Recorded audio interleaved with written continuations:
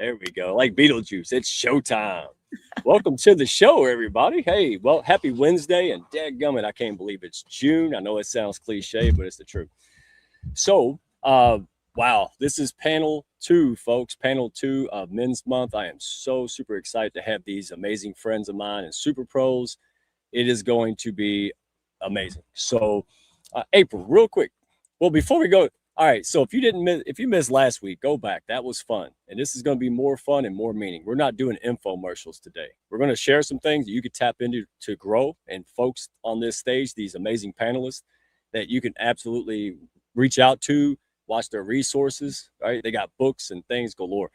But before we get going, if you missed last week, this was Angelique Letizia, right? And I had mentioned that I feel like Redneck Professor X, like I didn't give y'all superpowers and stuff. I just put y'all together and make a bigger impact. She did this. And April said the guitar was missing, which is true. And this giant universal remote. I like it. So I got the bug. I said, wow, okay. So I got some use out of those old photos, and I come up with this. So stay tuned for Men's Month, and I'll get to that in a little bit. But Men's Month, we're going to have a massive, stop chasing clients, build the trust that brings business to you. This is for men and women, all of it is. But we're doing emphasis for Men's Health Month. So in that, I'll be dripping out some methods, some things that we discovered. So people like, you and I, people who are service-based professionals who want to build from relationships. Now we have the rooms and the tools we need, right? The framework. So here we go. We're going to fuse, hey, how to get the competitive edge without performing, right? And being something you're not. So we're going to have some good fun. Follow me on LinkedIn and Hounds of Business on YouTube. And before we get the party going, please tell us, because we only got 1 week. This is very soon. So you have a live master class. Tell the folks, please. I am so excited for this, Mike. Thank you so much. And this is a recalibration masterclass, and it's for high capacity women that feel that they have to hold everything together. And when you hear high capacity women, that is caregivers, entrepreneurs, business owners, CEOs, all the women that tend to carry so much and don't recognize the pattern where that came from. So this is how I'm able to break it down for you from protection to presence. And if you're curious about it, there's a QR code and a DM me, and I would love to share more with you. So that's next week, June 18th at 8 p.m. Eastern Standard Time. Thank you. I like that outfit, by the way. I got the same one, but it's in blue. You believe that? No. And I have to say it. I know I shouldn't, but that's me. All right. Just for Christopher Colombo, Redneck Sub-Zero from Mortal Kombat right here. All right. So, all right. Hey, it made him laugh. I'm good. So real quick, I wanted to give a special shout out and thank you to the folks that are bringing these shows to you in the end of the month training.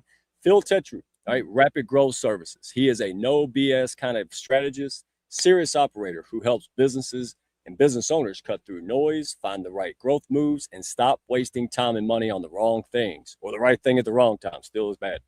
And also for Julie Johnson of Integrate, right?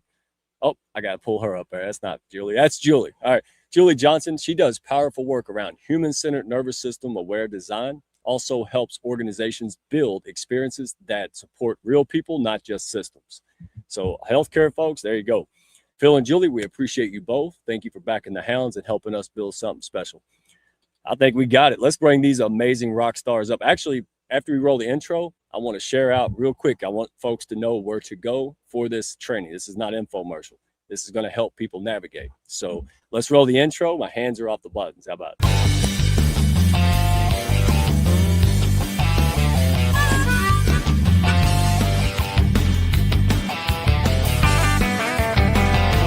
Are you looking to grow your network and your net worth with other high-level, heart-centered professionals? Then grab a seat and your favorite beverage and join Mike Asherbrenner, the Redneck Connector. It's time for the Hounds of Business Community Happy Hour.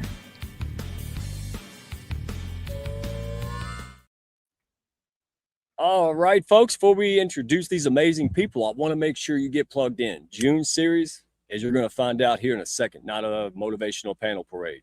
We are building towards something practical. So Every Wednesday, share it with your friends. Every Wednesday in June, unpacking one piece of the puzzle, right? Of identity, sustainability, structure, and right room, right? So July 2nd, that's a Thursday, 12 p.m. to 1:15 p.m. Eastern. Go to Hounds of Business or my profile, Mike Asherbrenner, Redneck1, and we will put this everywhere in the comments, wherever. It's on my features section. So if you're a coach, expert, guy, consultant, business owner, relationship-driven professional, could be entrepreneur, and you're just tired of all the fake nonsense, networking, shallow content, chasing people around, this one's for you. It's going to be me, the King of Clarity, Steve Woodruff, I Am Magazine, okay, International, and Bruce Silverman, Purple Buffalo. We're tag teaming to give everybody, right, how to do it. So that's the Costco method. Give them a sample on a stick, let them make up their own minds. It is that simple. We're going to give you the playbook. So let's get started, y'all. Y'all ready to go? These guys are friends, and people, whoever said you can't be friends in business, people, I don't want to hear that. Okay, I like it this way. So first, we're going to bring up, and here it goes. I got a van of light, man. I got a stack of books, like Eric said, and I'm reading it in pieces, you know. Hey, so David, introduce yourself, my friend. Y'all take a few minutes, let the folks know, you know, who you are, what you do, and what you got going. Oh, thank you, Mike. Appreciate being a guest today. I'm David Medansky. I'm the founder of Life 42 Wellness. I'm the author of award-winning and best-selling Path Forward, which Mike was holding up. And I help companies reduce absenteeism, turnover, and burnout using a wellness program. So we have a wellness operating system, and we keep it very affordable for the employees, and it's very reasonable. And the whole idea is to increase the bottom line for the company or organization, because that's what's important to the business owner. So we want to make it more profitable for the company, which then gives more opportunities to the employees to have either bonuses or increases in their pay. Yeah, and you all have a great story. So go check out the stories, because every backstory behind this is absolutely amazing. So, but I want to get to the meat, because you guys are so much substance, it's not funny. Speaking of which, Christopher Colombo, how are you, my friend? Good to see you. Good to see you, brother. Take it away, brother. So I'm Christopher Colombo. That's not a joke. My parents did that to me. Retired Army critical care doc, still working clinically, but missed out on the leader development and mentoring that I did in uniform for 24 years. So started executive coaching and combined that with positive psychology coaching, which sounds like they mix like oil and water. But, you know, when you've experienced challenges and that overlap between the personal and the professional, you do what I did, and you go get educated and arm yourself to help other people not step on those landmines. That's right. They may think it's oil and water, but with you, it's PB and J in the same jar. Still talking about it 20 years later. So appreciate you, man. You are the real deal. And which leads me to last but not least, Eric Zizak. Did I say it right? No, but that's okay, man. It's just like the game show host, Eric Zajac. Zajac. Okay. Well, it was good to see you. Well, have a good day. No, keep going, brother. So Eric, Curtis Rivers introduced us, and I'm glad he did. So again, we're not here preaching. We're here sharing things, because if I would have sent you spam, probably would have blocked me. So take it away, big dog. Glad you're here. Yeah, I mean, Curtis is a very nice, warm soul, and any intro you get from Curtis can't be bad, right? No. So, no. Again, my name is Eric Zajac with Easy Living Coaching, and what I do is I help leaders dissolve the limitations that are silently running their lives. When those limitations have been dissolved, they're able to lead with freedom, right? Think about how good that would feel to just be able to lead with freedom. And that's what my services offer, your path to freedom. All I do is I give you the keys, you unlock it. Thank you. Thank you. Hey, school's out, Eric. So guess who just busted in my door talking like it's, you know, Saturday? Go Daughters. Yeah. Yeah. I love those little wonderful human beings. Only people without kids would be upset by that, right, gentlemen? I love that. People with kids are like, throw something at them. But all right, let's get at it. David, I want to start with you, brother. You know, again, I'm just going to call it like I see it. I'm not knocking everybody, but, you know, wellness, you know, there's a lot of wellness programs. It's like grass, man. It's everywhere, you know. And but yours was the only one, A, I took seriously, and B, worked and didn't make me want to jump off something tall. So I'm going to start with you on this one because I really want to talk about when pushing stops working. You've lived this. You were a former divorce attorney, and then you turned into this, so if you want to share some story with this, it's fine. But here's the point. High performers are usually good at pushing, right? I had no problem, man. And give me a David Goggins tape and watch how much I can push. They push through fatigue, stress, bad habits, calendar, clients, all of it, expectations. We got a lot of hats, dads, all these different jobs. So from your health lens, what are the warning signs that pushing has stopped becoming a discipline and started to become more self-destructive? What is your experience there, brother? Well, my experience is, at age 61 in July of 2016, doctor tells me based on my lab results and being fat, a 95% chance for a fatal heart attack. That was my wake-up call. So during the next 4 months, I shed the 50 pounds. I kept it off. And then in June of 2022, at age 67, I hiked up Mount Kilimanjaro. So I don't let people use age as an excuse. And that's why I created the Life 42 Wellness Program, to make it something that was simple and easy to follow, because a lot of people don't have an extra hour or two each day. With your work schedules, you got kids and obligations. It's time consuming. So I made it really easy. I listed what I call 9 simple golden rules for living a vibrant, healthy life. And when people see them, they're like, I know that. And I'd say, great, are you doing it? Most people know. And then the next question is, okay, why not? And then also with the wellness program, it's 7 easy tasks you do each day. And you don't have to be perfect. You just need to be consistent. And again, it's to develop new habits. And a lot of people get wellness and health confused. Wellness is the behavior, health is the result. So when they talk about your blood pressure, your cholesterol, your A1C for type 2 diabetes, and other numbers, that's health. That's your results. And it's based on your wellness. So I wanted to make it very practical, less time consuming, and just something people enjoy to do so they get tremendous results. That's where I'm coming from. Yeah, and the way you write, and by the way, you're not saying, go cure your cancer with a carrot or something weird. A lot of that wonky stuff out there, right? Christopher, I mean, come on, there's a lot of stuff. And this is where the danger lies.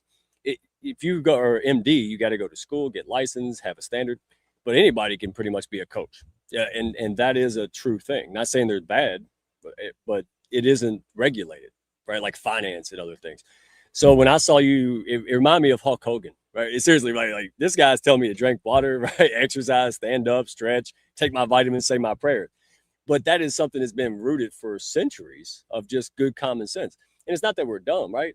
It's not that we don't know it. Like you said, we know this, but incorporating into a busy, high performance life is easier said than done. And that's why I appreciate the approach. You tell stories, you let people figure it out, and you're never cramming this down our throats, right? So thank you for that. And let me ask you this. What do men and leaders usually ignore first? So someone who is building business and, stacking thing after thing, what is, in your experience, what is usually, they don't pick up the sign, or, what is it that subconsciously kind of creeps in? Yeah. With leaders, they don't realize that they lead by example. And so people are always watching whether they realize it or not. So if you're doing things that are detrimental to your health, that's how your associates, your colleagues, and your employees are going to look at you and think, what is he doing? And if it's okay. The other thing is, when you're fatigued, you're tired, you're taking care of everybody but yourself. The question is, who's taking care of you? So you got to take care of yourself. And people, I'll ask them, is, health a priority? And they'll say, yes, it's a priority. That's the wrong answer. Health should be the priority, because without our health, we don't have anything. We're spending our wealth in pursuit of health, and we're chasing things. If we're not healthy, you don't feel as good. You're not as performing at a higher level. And so you want to be careful of that and make sure you take care of your body, give it the right fuel, give it enough rest with sleep. Just follow simple things like hydrate. As you said, drinking water is one of the most important things to do. And that's why it's rule number 1, because 75% of the US population is chronically dehydrated, and our body's 60 to 70% water. It's not soda, diet soda, fruit juices, or fruit flavored beverages. Especially now, there's so many energy drinks out there and stimulants that people are drinking. They don't realize the detriment they're doing to their body. So that's the main thing, is just take care of your body. You don't have to be perfect. You don't have to give up everything. Just make better choices. Yeah, just because you might have rat poison in the pantry doesn't make it food. Well, and you know, one of the things that I joked about, David said, drink water. I said, how's hose water? Like, can you compromise with me? Because hey, it's right down, it's right over here. So that's what I got in my mom cup. But it is, and I want to get your all's perspective, Eric and Christopher. Here's to the mindset. You know, I was so concerned about being lazy, and I had to build a business like a lot of people. We didn't expect to build. Let's be honest, we didn't expect to win. Right? We didn't expect to, subconsciously. And so what got you there won't really take you there. So for me, it was learning how to reset, learning how to pause. Very, very difficult, because so I want you guys from your lanes to speak to what we just did, or even that. What are some of the signs that, you need to stop before it's too late, right? How do you stop before you have to go to ER, before you have all these things pop up? What are some signs that a high performer needs to be looking for? Let's go with Christopher. He's been quiet. Yeah, surprisingly quiet, right? I think probably one of the first things that seems to creep in, besides those lack of self-care, but in terms of mindset, would be someone who's on that edge of sustainability is going to start saying more explanations for their behavior that sound like, well, that wasn't me, or why did I do that? That's not in line with my principles or my values. Whereas those are supposed to be the underlying foundation of your behavior, so how to behave under stress. Paradoxically, those are the first things that seem to be thrown overboard when you are, on that stress treadmill. So certainly for me, that was my missteps as a leader, was as I was burning out, making more and more excuses and explanations of, well, come on, what I'm really like. That's not me. Oh, is it or isn't it? Yeah. Well, I'm skipping lunch today, and then it becomes 2 days, 3 days, 4 days. I'll do it later, right, Eric? Right, this is where your wheelhouse and experience, right? This is a great panel, because we're not over here like trauma bonding, but we got to get this out, because there's so many people, especially men, who are struggling in silence, and we got to end that. We got to end that, and that's why you guys are here, and we want to get this spotlight out. So, Eric, high performance, you kind of sign up, you're ready to go, change the world, make things happen. Now you got a new set of things to watch out for. Right. So what do you see with your clients and your own experience in the mindset, and some cautionary signs that say, hey, be looking for this. Don't burn out. Yeah. Pretty simple question. How much time are you spending in fight or flight? Right. We're not living on the savannah anymore. We're running from tigers. Like, it's just an email. Like, if an email is stressing you out, there may be something underlying that should be looked at. Right. And that's probably the first place to start, is just going, well, how many hours am I spending in this constricted state? It's an indication that you're stuck in an unintelligent thought. And I'm not talking about unintelligent like dumb or stupid, right? I'm talking about pure intelligence. What guides birds flying together in a flock, right? What keeps school of fish together? How many times did you have to remind your heart to beat today, or even remind yourself to breathe, right? You didn't have to think about that, because natural intelligence was guiding the way. When we're having thoughts that are outside of that natural intelligence, that's what causes that constricting feeling, right? That's the fight or flight. It's because we're living in a lie. So I can see the smile on April Wyatt, because before all of you, it was just April and a dream to help a redneck. It really was, and it worked.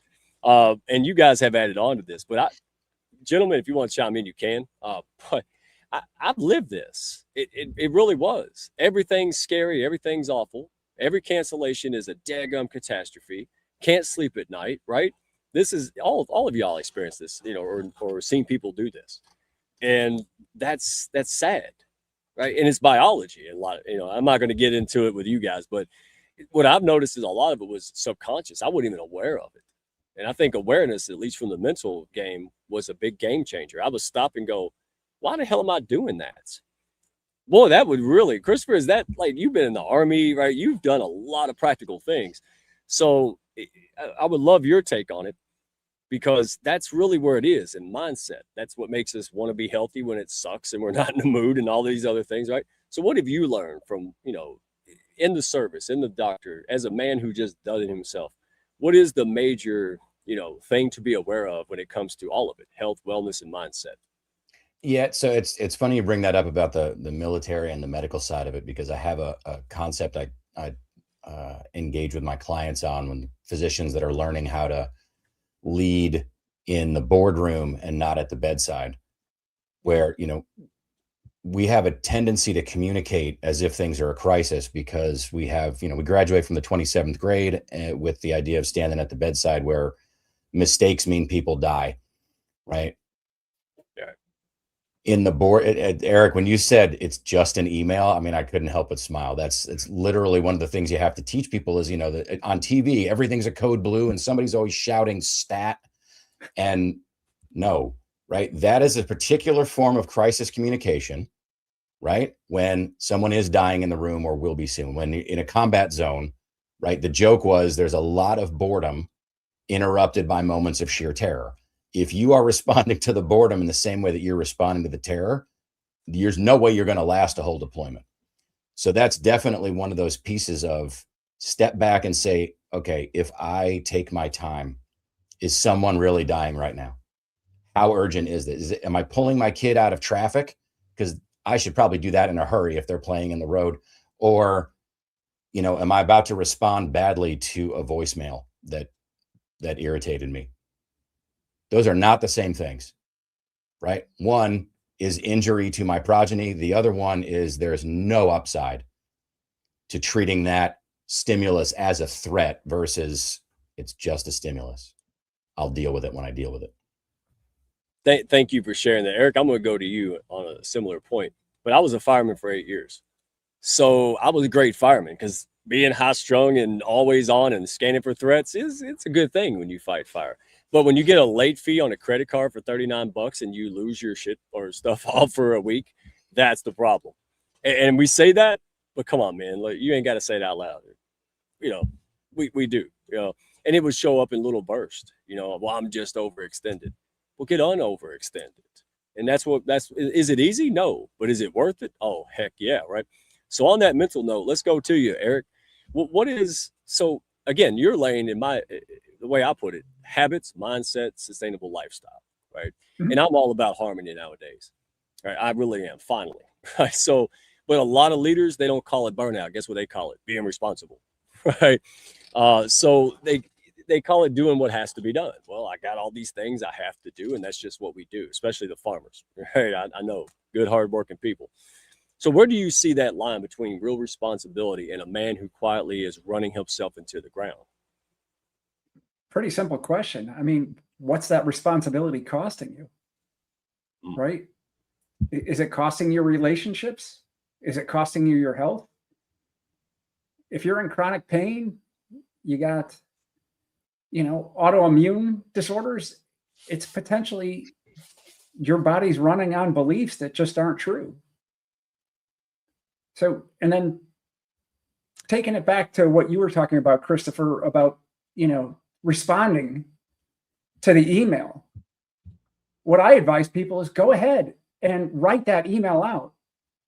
Don't send it. Come back tomorrow. Like Warren Buffett said, you could tell someone to go to hell tomorrow morning. And guess what? You're going to come in with a fresh mind and go, who the hell was that person that wrote the email? Oh, his name was proteges. I'd have my proteges send it to themselves. There you go. That way they get that bing, they look in the inbox and they went, oh man, that wouldn't have gone well if the other guy was responding to that one. Yikes. Exactly. Oh, I know what his name, the redneck. That's what, and in the past, I'm not bragging. I'm saying what a joy is it to say, I'm probably going to cause more harm than good if I respond out of anger, thirsty, tired. Tomorrow can wait. But there's an adage. Who was it? Was it Lincoln? All right, we're going to throw this at David. Well, who Lincoln say? Don't put off tomorrow that which can be done today. I took that way too literal, man. Who was it? Chris, I don't know who said it. All I know is that tomorrow never comes. And if we put off tomorrow what we can do today, you'll never do what you need to get done. But right. I was referring to the health part of it, not to the work part of it. And I like what Eric said, because my book I'm working on now is called The Cost of Success. And so it delves into what, like you said, what's the cost of your success? What are you sacrificing? What are you giving up? Are you missing time with your kids? Are you missing time with your spouse? Are you missing time because you have bad health? You have to take a day off? Are you not seeing a doctor and getting checked out for something that may be minor now that may become major in the future? So there's a lot of little things that are moving parts. And again, if you take care of yourself, everything else will take care of itself. Eric, we'll start with you, because I want, on that note, what beliefs keep high performers from slowing down before they crash? Is it belief? Is it culture? Is it a combination? But what are, in general, what are some of those beliefs that keep us from doing what is obvious when we say out loud? Pretty much everything we do is based upon a subconscious belief, identity. Something's driving the show without even us being at the steering wheel, right? And a common belief I've seen with high performers, it's typically around the idea of it's all on me. Think about how that feels. What's all on you? You've got the weight of the world, right? I was talking to one lady a couple of weeks ago, and I asked her, I'm like, what would happen if you put the weight down? And she wanted to cry. And then she said, well, I wouldn't be able to pick it back up again. And then the work turned into, well, what if you never needed to pick it up because you never needed to hold it up the whole time anyway? And getting to see that shifts everything, right? It's like one of those things that you see, and once you see it, you can't unsee it. At that point there, you got to do something about it. See, this is why you guys are so good, because it's not like you have some magic Yoda words. What you all are so good at, my way of seeing it, is people, we're so focused. We're like, oh, this side of the ball is the only side of the ball. And then when you guys rotate the ball, there's other patterns and things on that ball, right? It's perspective, right, Christopher? And I didn't need to be told what to do. I'm hard-headed. But when somebody said, well, have you considered this? I'm like, oh, no. See, it changes things, right? And when it comes to health, right? Why am I not being healthier? Well, it's not because I don't know any better. It's because something's, like you said, something's running the show I'm not even looking at, like the man behind the curtain at Wizard of Oz. Right? So what does over-responsibility, where does over-responsibility become an identity? That's what I was trying to say. So Eric, we'll leave with you, and then I got to chime in with these guys, because I have to imagine y'all, by your careers, this one, so you experienced it. Go ahead, brother. No, very simple again, right? So when you feel like that responsibility is silently running your life, and do you see a lot of, especially men, really delay that for far too long? Because we could be stubborn. Oh, it's just, the way of things, or my dad did it, and whatever, Clint Eastwood would do it, I'll do it, whatever. Like, but when's enough's enough? So what advice would you give them? Wait till you burn out, or take charge? Like, is it just simple as asking yourself questions like, why am I doing this? Is this really sustainable? Am I hiding from a better way? Right? What kind of things could they do, or what's available to help them figure it out? Because we can be stubborn as men, let's be honest. Yes, we can. And there's a lot of mentors out there and influencers out on YouTube with the Navy SEAL mentality, and that may work for Navy SEALs. But we don't need Navy SEALs in the boardroom. We don't. Right? We need men that are well-adjusted and ready to lead, and lead with their hearts. Yeah, one side or the other. There's always this extreme, right? I want you to be compassionate and tough. I like that middle road, right? You don't always, I love David Goggins, but sometimes I need the other end of the spectrum. And now I've got a little too daggum cushy. So guess who I listen to today? Everybody like David Goggins, right? Get up and go next level. And I think the regulation, Christopher and David, that's what kind of comes up to me. Like, sometimes the car's in park, sometimes it's off, sometimes it's racing, right? You got to know when. Like Michael Phelps, Christopher, speak to this. Michael Phelps, that's what got me to rest. When I stopped and thought, did Michael Phelps go 1 full 1,000 throttle right before he won? No, he didn't do that before he won 17 gold medals, right? And if you're going to war or battle, or you're going to be an ER doctor in your 40-hour shift, you have to slow down, correct? Well, you have to have periods of recovery, right? So I thought it was lazy. It's not a matter of avoiding stress, right? That's not possible. Welcome to the real world, right? Reality is undefeated, and life is going to stress you out. It's as simple as when you go to the gym, right? If I do bench press continuously for 8 hours a day, 365 days a year, I'm going to hurt myself way before I get anywhere near the end of that. Right? If I do a very, very difficult effort on bench to the point where, yeah, I'm actually strained and stressed, and then I put it down and I leave myself for 48 to 72 hours of good sleep, good nutrition, stretching. When I go back, right, I get a training effect and I adapt and I'm stronger. Right. So even what you mentioned, Eric, about the Navy SEAL mentality, it's really a misconception of the Navy SEAL mentality. Navy SEALs don't act that way. I teach medicine to special operations medics, and they take their rest cycles very seriously because they know they need them to survive actual combat. It's sort of this, image bravado that makes even the mentality of something like the Navy SEALs or special operations get twisted in the boardroom, where somebody caricatures it and acts that way and thinks that's something authentic. That would be like the guy in the gym who never takes a day off and never rests the body part. All right, well, he's just going to get injured. I know what's going to happen, right? Without recovery, stress becomes distress, right? With recovery, stress becomes adaptation and growth. You got to train in order to be able to overtrain, and you don't want to middle ground, right? And this is why David's books are so good, because it's realistic. It's like, oh, hey, I could see this panning out in real life because that's where it's rooted, right? So, Christopher, we're going to stick with you. You've led, again, just folks popping in, and I know the comments are jacked up. Thank you all for tuning in, and we're doing our best to shout it out. But Christopher, and ask questions if you like to, folks. If we can see them, we'll definitely shout them out. We're not ignoring you. So you've led and coached in military, medical, healthcare, complex organizational environments. You've been around a lot of blocks.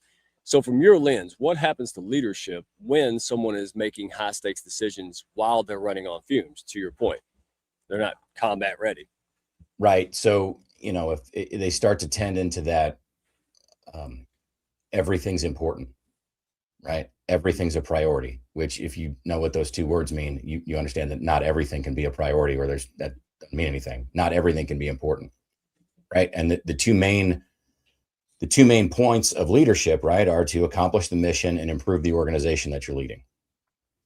Chances are one or the other of those is going to go away when someone is burnt out. You can't maintain focus and skill, team building. So, and certainly maintenance of self is going to be one of those tasks that contributes to mission and organizational improvement if you're the leader. And there's definitely, as you burn out, right, there's no way you can keep all three of those going. And it's key to know that self-care is going to be the best way for you to engage in success in mission accomplishment and organization building. And it's weird. We have this sort of, servant leader, selfless mentality. And again, I think these are caricatured and they get abused. I really think that's a key, is that if you're not taking care of yourself, how are you serving your organization and how will you accomplish the mission? Knowing that there are going to be those times where, you're going to have to work harder than you intended, but there should be a recovery period. If that is a continuous feeling, right? Sure, there will be some threat. I mean, again, in my stakes, sometimes I get woken up at 4:00 in the morning and somebody is actively dying. That is stressful. And for me to pretend otherwise is just crazy talk, right? There's a break in there, even if it's just a simple break of, I'm going to grab a cup of coffee while the crisis has abated and go outside and breathe fresh air. It can be something as simple as that for a reset. Skipping that self-care is going to contribute to skipping out on mission accomplishment and organizational improvement. Yeah. And you're talking, correct me if I'm wrong, short and long term, right? Taking care of now, but long term. So when you finally get to rest, you rest, right? Because you're like the Energizer Bunny, right? Long nights, very high stakes, but then you do decompress, right? And no phone zone. And I say that because it sounds so simple. A lot of men are not doing it. And we have those tapes going on, oh, muscle up. And then Hollywood and all of this, it just keeps compounding. And sometimes you just got to be enough's enough. That's why I'm a big Marcus Aurelius fan now. The guy's running Rome, there's plague, there's craziness, and he's going to go horseback riding. That's my guitar. I'm like, finally, right? And it's an encouragement, right, David? That's what this is. It's like, you got to recharge the battery. And this is coming from a guy who for 4 years, but honestly, and chime in on this, when I look back, it was a nice, convenient excuse. Well, I got to grind. What I should have been doing was looking for other solutions, right? Scalability, right? Maybe I'm wasting too many of my resources, right? And that's the business side of accountability. David, you've been around the block, man. You've been an attorney. You've done a lot of things. You're still doing a lot of things. You want to chime in on this? Yeah, well, what I've learned in doing my books and writing, the short stories and parables and doing life lessons is a lot of times we don't give grace to others, but we expect it for ourselves from others. And a lot of times we aren't grateful for what we have or appreciative of what we have or what we're going to receive. And so I've learned to be more grateful, more appreciative, give more grace, and also take time for reflection. A lot of us don't take time to just sit and reflect on what's going on with our life. The other thing when it comes to wellness, an intermittent fast is very important. People roll their eyes when I say that. They think starvation. Intermittent fast can be anywhere from 4 hours or 12 hours or longer. Most people do it. You got to give your body time to rejuvenate, like you've been saying, and restore. And a lot of times we're snacking late at night. We're eating junk food. And if you think of a kitchen sink that you keep piling dirty dishes and you never wash it, eventually you're going to get debris and a lot of, bad stuff happening. Well, that's happening with inside your body because you haven't given it time to have a vacation to clean itself. So, you've been there, Mike. You and I have talked about, sometimes you get ill and don't feel well. And you're like, hey, I need to slow down. I need to take some time and rejuvenate because you keep pushing and pushing. So you're a perfect example of, someone what we shouldn't do as opposed to what we should be doing. Finally, better late than never. That's why I'm over here like, don't do what I did. Don't drag it out for 4 years. Take the wisdom, right? Make steps. I got sick the other day, y'all. Christopher, I think Christopher will appreciate this too. I got sick the other day and I handled the essentials. And then my mind said, that's essential too. And here's the question. This is the redneck speak, but I said, who is it talking to? That voice in our head that tells us all this stuff, it's usually half truths or distortions. Then I stopped and said, what is that? Listen, I did all the important work. And if I'm going to sit here and look at this screen for 20 minutes and get nothing accomplished, that's exactly what's going to happen. So I laid down. And when I got back up, I knocked the show out very well. And that's it. It sounds simple, but here's what I want to bring out. And you guys can chime in. And Christopher, I would love, because I got a question about, the cognitive stuff. But that's what happens. We got to stop and say, whose truth is that? Whose voice is that? Is that my mom's? Is that my fellow farmers from 20 years ago kind of thing? Or, how do you reprogram yourself after you've been programmed, Dr. Christopher? I mean, how do you, is it just a desire to say, you know what, I'm going to define this for myself? Listen, if they think I'm not macho, that's okay, because I'm going to do the smart thing. When their knees are wearing out and they're all grumpy and getting divorced, maybe I'm unhappy that I was a weirdo. That's the most redneck way I can put it. Dr. Christopher. I love that question.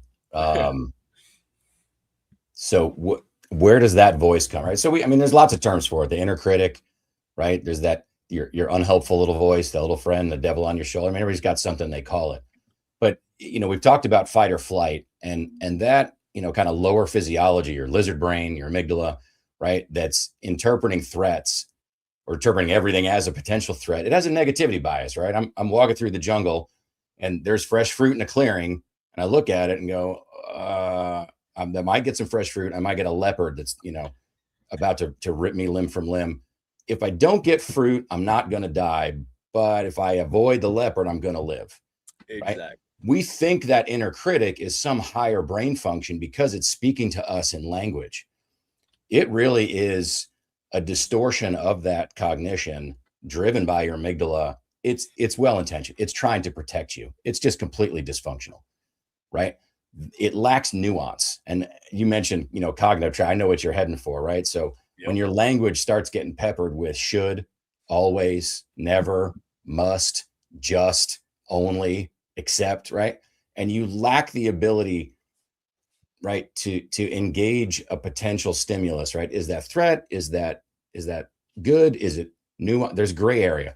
When you find yourself unable to express thoughts respecting that nuance and gray area of reality, right? Reality is granular and complicated. And when you're starting to go into those cognitive traps of always and never and must and accept, and that's the little voice that's talking, just think that's your lizard brain trying to protect you from what it sees as everything's a threat.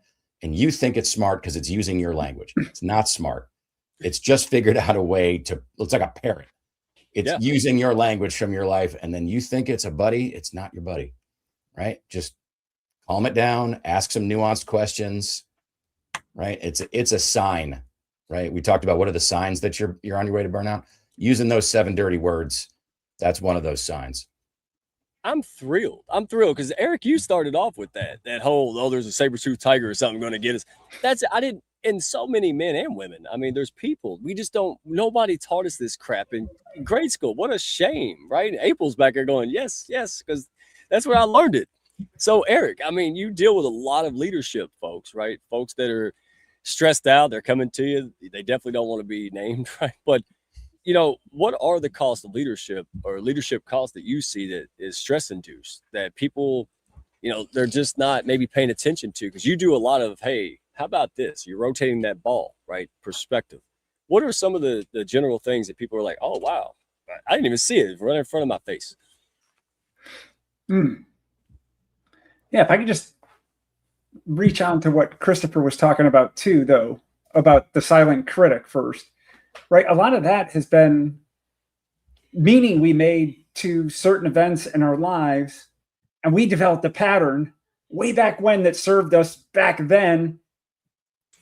And then we keep replaying it, hoping that it's going to work in every situation going forward. And you got to love the ego because it's a beautiful, brilliant thing that evolved through evolution. Right. It protected us once out in the jungle, but it doesn't protect us anymore now, right? So yeah, just being able to have some question, be able to question that silent critic and go, is that true? Is that really true? Or in my case, did that actually work for the person I believed? Like this guy's like, do this. And I'm like, look, he ain't got a back now. Maybe this ain't adding up, right?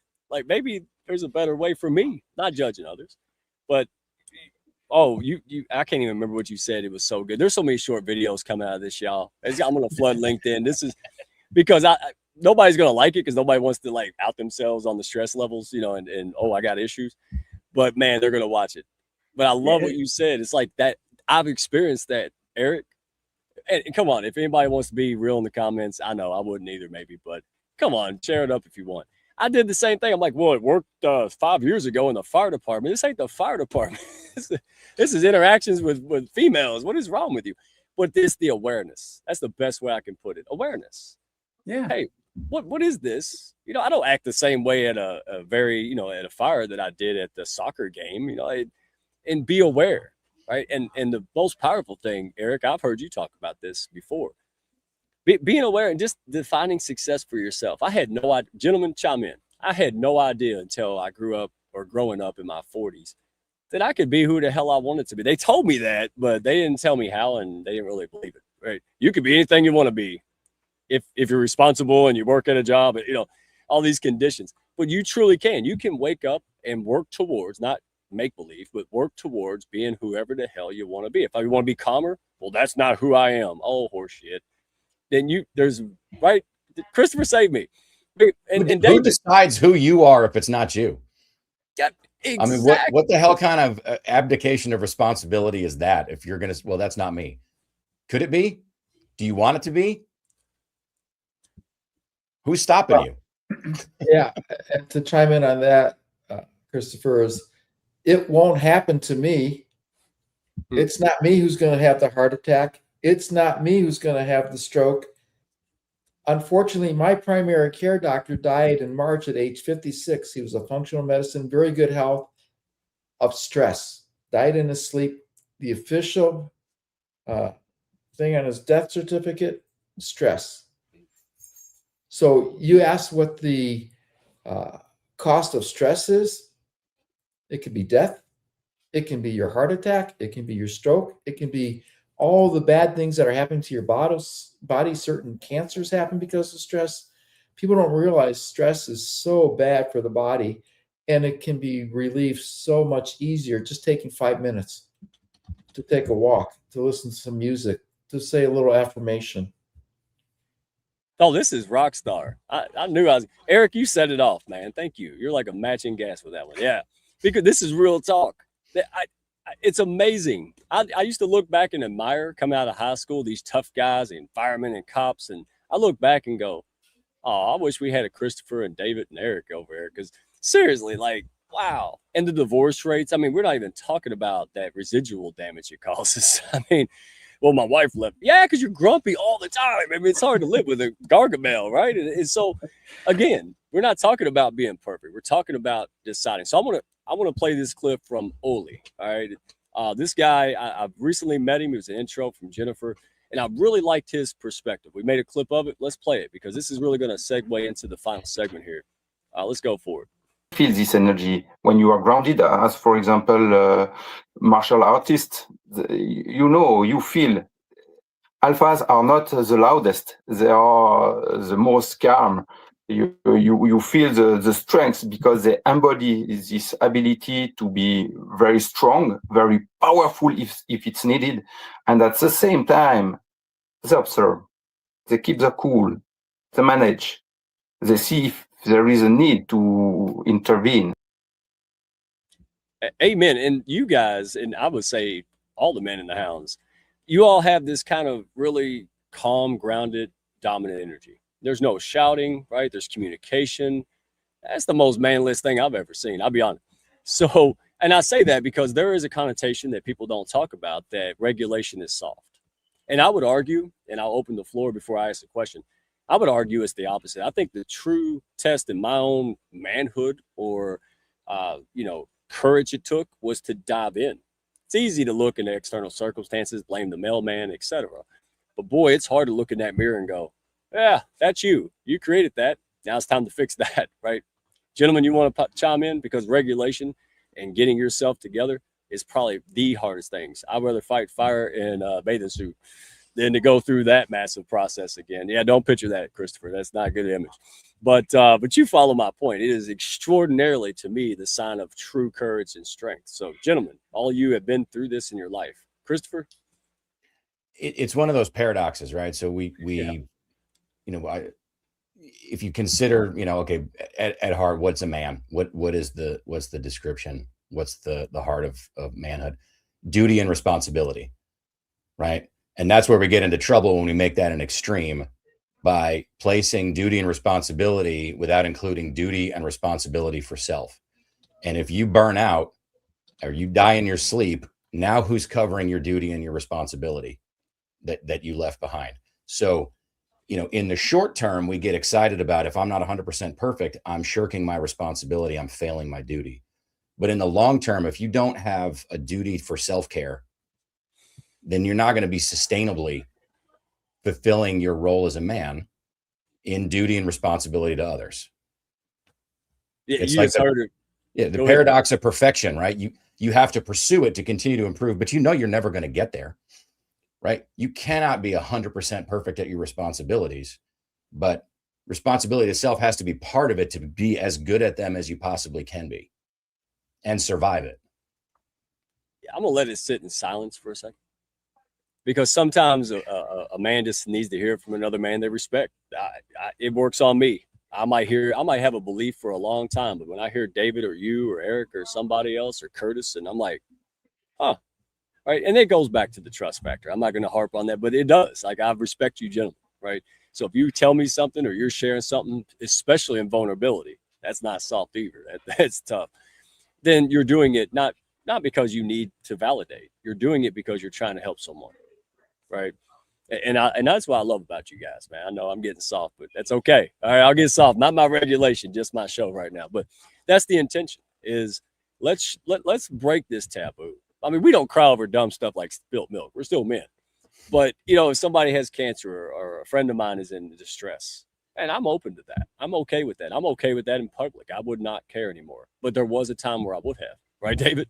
So regulation, your doctor said, listen, if you're not going to lose weight, you're going to die of a heart attack. You're too fat. Get out the office. Go find another doctor. That's a doctor I can go behind, right? And you did. So what do you want to share from your own experience and other folks that you've coached and helped and mentored when it comes to this misnomer, regulation soft, or you've been through it? Was it a journey? It took a lot, didn't it? It did. And one thing I realized is that 80% of our thoughts are negative. So imagine if you turn it around, made 80% of the thoughts positive. And also, Bruce Lee had a quote, and I'll paraphrase, about not speaking negatively about your body or yourself, because even in jest, the body reacts to it, whether you know it consciously or subconsciously. And so you want to avoid the negative self-talk. You want to avoid making comments about yourself that aren't positive. Turn the negative into a positive. It'll change a lot of things very quickly for you. Yeah, I'm about to say something dumb, and I probably should, but this is where I wish April was a man, because she's back there going, yes, like it's the men's panel. But April, we feel your spirit. No, because she does. She knows these things.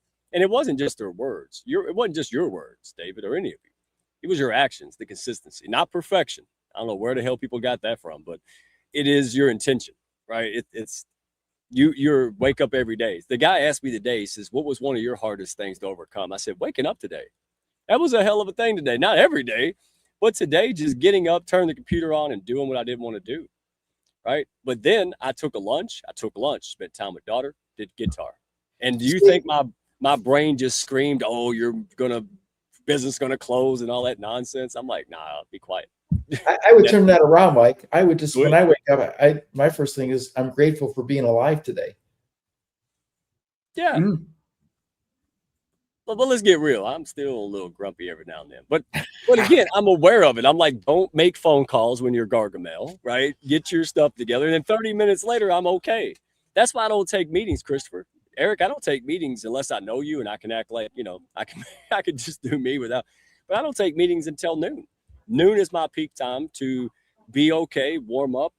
But I have to know you well, right? If I talk to you at 9 a.m. So that's kind of the regulation, Eric, right? Once somebody's aware of these things, it doesn't have to be some grand monumental formula. Sometimes just like, hey, stop talking to people until noon. You're going to be fine this week, right? I'm in shock right now still, Mike. I can't believe that the host of the show is admitting he's human. Like, yeah. You're saying you don't want to get out of bed in the morning. That's being vulnerable, man. That was beautiful. Really beautiful. And, being able to admit that I'm not on before noon. So you set up your life in a way that works for you. Finally. Yeah. So that's really wonderful. And I'll bring it back to what Christopher was talking about, responsibility. We all have this ability to respond. Like, we did not cause, and that's a coaching cliche, I'm sure, but heard it 1,000 times throughout the years. But, it's so true. Like, we didn't cause the beliefs that are in our mind, right? We learned them growing up. Growing up, we didn't have the pre-cortex fully formed and the ability to filter out those things we were hearing from our parents. And evolution, the way it works is that we were watching our caretakers and learning from them so that we could learn really, really fast all the way up until we were age 7, right? We were in what's known as a theta brainwave state, which is high learning, right? So we learned all these beliefs from our parents and we took them on as their own without being able to decide and have that critical factor deciding, is this true? Is this not? But now in your adult life, you do have that ability to respond and say, is this true? And do something about it. Even if it's true, do I want to subscribe to that? And be careful. Here's the warning label. That could really go. You could ride this wave. Right? I've never thought I would have the courage to redefine some of the religious upbringing, right? Spiritual, but that's the point. Right? It's for you it's your life. What did Marcus Aurelius said? Right? I don't know why Christopher reminds me of Marcus. It's a good thing, but we care. We love ourselves or our opinions more, but we love ourselves more, but we love or value the opinions of others more than ourselves, something like that, right? And it's a really good question. Like, why do I care? Right. And here's my redneck way. Listen, if I don't eat with you, sleep with you, pay taxes with you, I probably shouldn't lose it over you. Right. And that's the internal dialogue, because there's bigger fish to fry. Right. And then, like Christopher Colombo has been saying, and David can help you actually do, right, is respond. Sometimes you're on, sometimes you're off. Sometimes it's not even worth it. Sometimes you go to battle, you go to action. Right. But define it. And listen, if you got a bunch of friends around you doing all that stuff, then maybe you need some new friends. I like whatever it takes for you to be happy, harmonious, and leave a daggum impact. Go for it. That's how I would summarize this here. This is a calling card for you to be you, right? Because the world don't need a carbon copy. We got enough of that, right? Somebody trying to be someone else. Take the leadership cues from these gentlemen here, right? Not perfect, but they are defining it for themselves. Right. And you guys, hey, real quick before we go to speed round, I want y'all to tell everybody where to find your resources, because I know they're going to tap into it. But you guys, you didn't have all the faith in the world, right? You did go and mess up, right? You had setbacks, you had challenges, right? You had egg on your face. So true or false? Oh, this ain't easy. You're going to mess up. True or false? True. Yeah, true. Yeah, and that's obvious. But hey, I'm a man. We go back there, and then it just never sinks in. So take the cue. So David, we'll start with you. You have community. You write books like Danielle Steele now, dude. I love every one of them.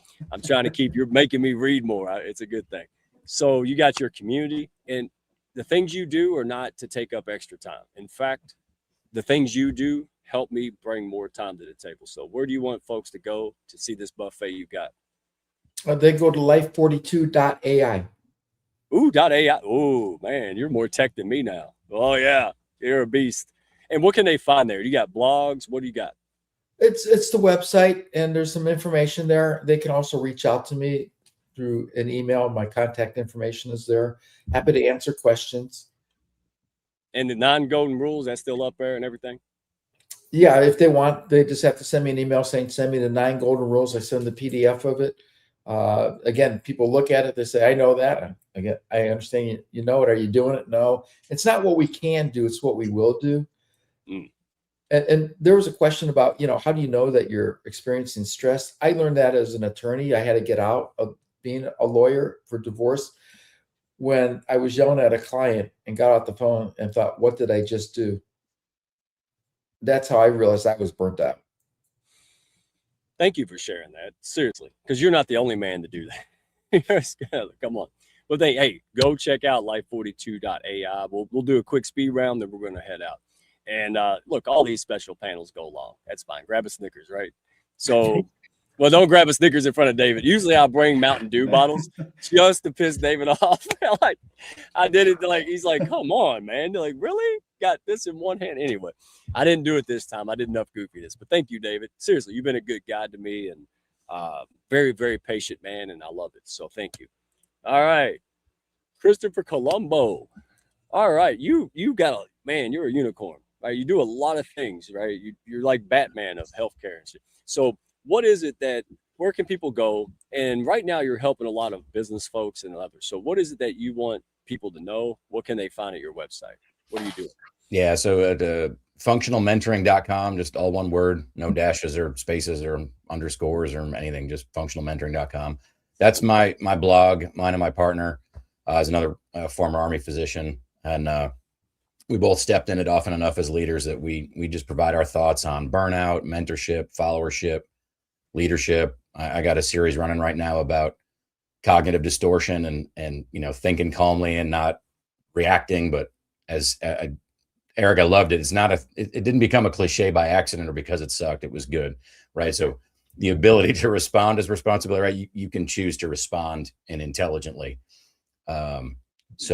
And I mentioned the 7 dirty words. I've got a contact form on the site. You can read my stuff. You can subscribe to get it to your inbox. You can reach out to me. I'll send you a copy of the 7 dirty words ebook. And David, I loved what you said. It's like, I know all this. Great. Are you tracking them? And are you doing the cognitive reframes to stop yourself from acting on one of the dirty words? Oh yeah. New step. So But it's hard, Eric. Yeah, see, there you go. That's what I said. It's not soft, right?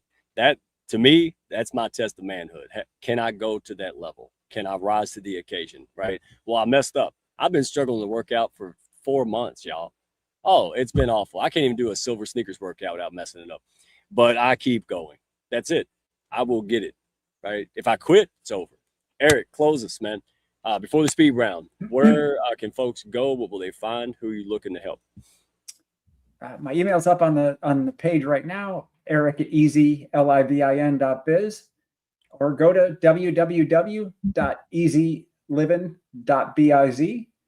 Out there's a connection request to schedule a complimentary clarity call. In that 30 minutes, we'll sit down and map out the resistance from where you are, where you want to be, get a really good understanding of that. There's also information on my services that I offer. At the end of this month, I'm going to be starting a free collective where we're going to start on the 25th, teaching people how to use self-hypnosis. Really, this session is given back to the community because of the gift I was given with self-hypnosis from Grace Smith during the pandemic. Just reading a book got me through a lot of stress. Jim Rome said this, and then we'll get a speed round. Jim Rome will close early on me. They never took the class. They never went to the webinar. That's why you ain't growing, because you're not doing it. You're not failing. You're not over here doing a workout, waiting a week, beating yourself up, doing it again. Show up, right? And I love that. Yeah, just you read a book, change your life. It could be that simple. Is it easy? Oh, hell no. But it's not complicated unless you're the redneck, and that's what you do for a living, complicate stuff, right, Chris? All right, so let's go. One sign, speed round. We're going to go in the circle. So Eric, then Christopher, then David. Just whatever comes to mind. And what is one sign a high performer is closer to burnout than they realize? It's simple, right? Like, what are you living on? Are you pushing more than you're allowing? Right? Pushing more than you're allowing. Christopher. Yeah. Sleep disturbance and reacting, not responding. Yeah, you see, that's a first responder military answer. I knew it. Oh, yeah. Yeah. I love this lens. I love the lens you guys bring. David, what is one sign high performer is closer to burnout than they realize? Irritability. Yeah. Yes, sir. All right, Eric, what is one daily practice that you can, that helps you regulate and sustain in performance? Very simple. I meditate in the morning, and I have a very simple commune with God. Beautiful. Yeah, with a cup of coffee. That's me. Christopher. I'll echo Faith, but I'll add to it the do not disturb button on my iPhone, and then taking the dog for a walk. You are the best at that. I'll send you a message, and I don't even worry about it. I was like, when this man is ready, he will respond to that message. And I love it. Hey, takes one. I copied a lot of you. Have you noticed that? After I read David's book, I copied a lot of your. So I appreciate it. I didn't need your website. I just watched you. All right, David. Just one affirmation. It's everything I eat and drink heals and nourishes my body, which helps me achieve and maintain excellent health. Woo, sweet baby Jesus. I needed to hear that one. All right, thank you. All right, Eric, what is one thing leaders need to stop calling discipline when it's really self-neglect? Pushing. If you're pushing more than 50% of the time, you're not regulating.